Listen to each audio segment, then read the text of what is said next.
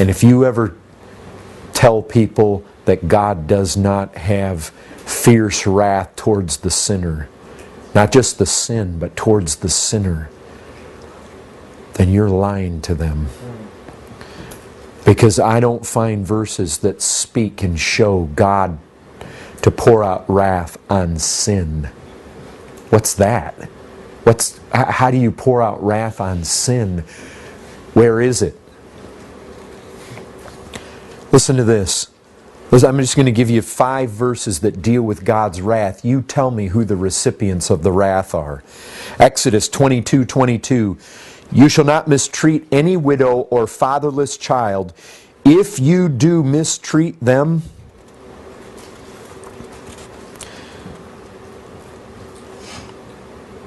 and they cry out to me, I will surely hear their cry, and my wrath will burn, and I will kill you with the sword. Leviticus 26:27. But in spite of this you will not listen to me, but walk contrary to me.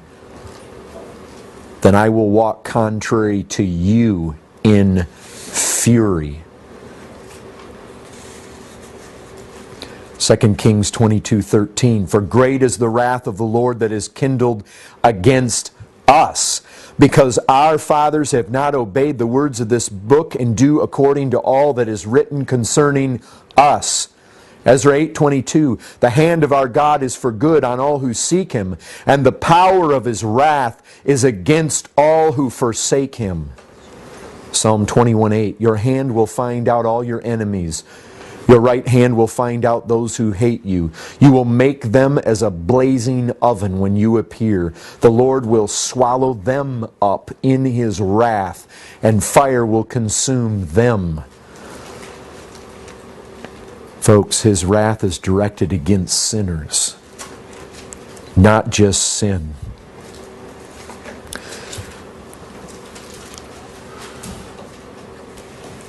Let me tell you something else about His wrath. It's fearful. There's no other way to put it. It is infinitely dreadful. So often it's likened to fire. I find various times it's likened to drinking a cup, even the dregs of the cup, which I think is where we get the picture that Christ uses when He's in the garden. If it was possible, He was praying to His Father that He would be delivered from that cup, a cup of wrath. But more times than anything else in the Bible, you tell me, you listen to this, you hear what this wrath is likened to. Exodus 15:7. You send out your fury, it consumes them like stubble. 2 Kings 53:26. The burning of His great wrath. Psalm 21:9. You will make them as a blazing oven when you appear. The Lord will swallow them up in His wrath, and fire will consume them. Isaiah 66:15. For behold, the Lord will come in fire, and His chariots like the whirlwind to render His anger in fury, and His rebuke with flames of fire. Jeremiah 4:4. Circumcise yourselves to the Lord. Remove the foreskin of your hearts, O men of Judah and inhabitants of Jerusalem, lest my wrath go forth like fire, and burn with none to quench it because of the evil of your deeds. Ezekiel 21:31. I will blow upon you with the fire of my wrath. Ezekiel 38:19. My blazing wrath. Jeremiah 17:4. In my anger a fire is kindled that shall burn forever. Isaiah 30:30. In furious anger and a flame of devouring fire. Deuteronomy 32:22. For a fire is kindled by my anger, and it burns to the depths of Sheol, devours the earth and its increase, and sets on fire the foundations of the mountains. Deuteronomy 29:20. The anger of the Lord and His jealousy will smoke against that man. Folks, This is one of the most fearful verses that I have ever read in the Bible. Ezekiel 22:20.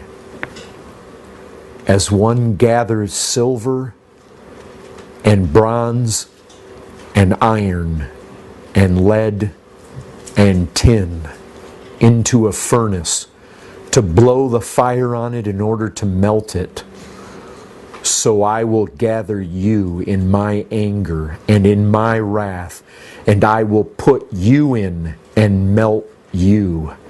I will gather you and blow on you with the fire of my wrath, and you shall be melted in the midst of it. You know what? Man wants to ignore it. He wants to forget it. He wants to suppress it. And man likes to think, oh, my sin isn't that bad. And God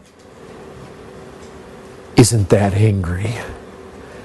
And man somehow thinks, some way, somehow, well, even if hell's real, I'm going to be down there with all my friends. I will gather you and blow on you with the fire of my wrath, and you shall be melted in the midst of it. Man thinks he's going to stand up to it.